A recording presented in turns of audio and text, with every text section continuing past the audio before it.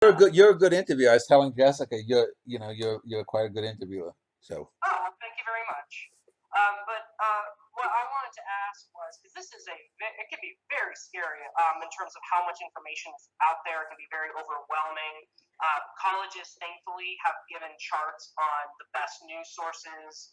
I've talked to friends about how they literally graph different sources, like this is actually better than this. Don't read this. This is up here. It's left. Economist is better than so and so, stuff like that. So I'm curious, what NPR is better than whatever. So what is your favorite news sources? What do you think is the best, most reality driven news sources? I don't. You have to parallax things. You have to read lots of sources.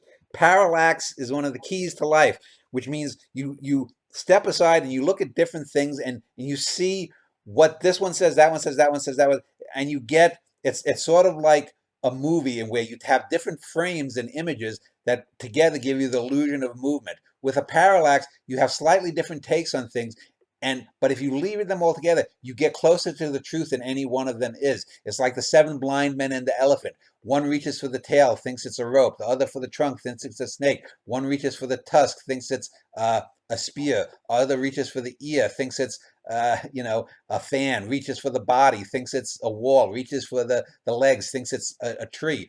But the person who can touch all of those things can see that it's an elephant and gets more of an idea of what an elephant is, even if they're blind.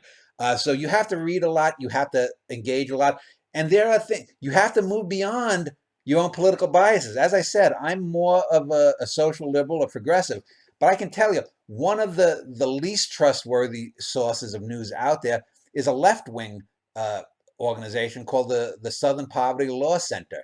And I support a lot of what the Southern Poverty Law Center stands for. They were a civil rights group. They keep track of a lot of hate groups, they call them, but they've gotten very politically correct in the last 10 or 15 years, and a lot of right wingers have pointed this out, and they're actually correct on it. In that, if anyone who says anything that disagrees with the liberal or progressive viewpoint is somehow a bigot, and that's simply not so.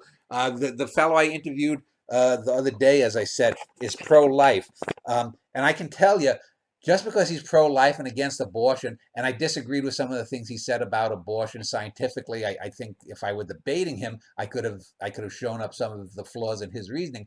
But if you listen to the entirety of that interview with him, Brian T. Carroll, the American Solidarity Party, he seems like a very nice, reasonable, and intelligent man. Just because maybe 5% of what he believes in regarding abortions or women's rights in that regard is, I think, not a good belief system, does not negate his overall decency. And this is one of the things that is missed by both the far left and the far right, in that you can have good decency.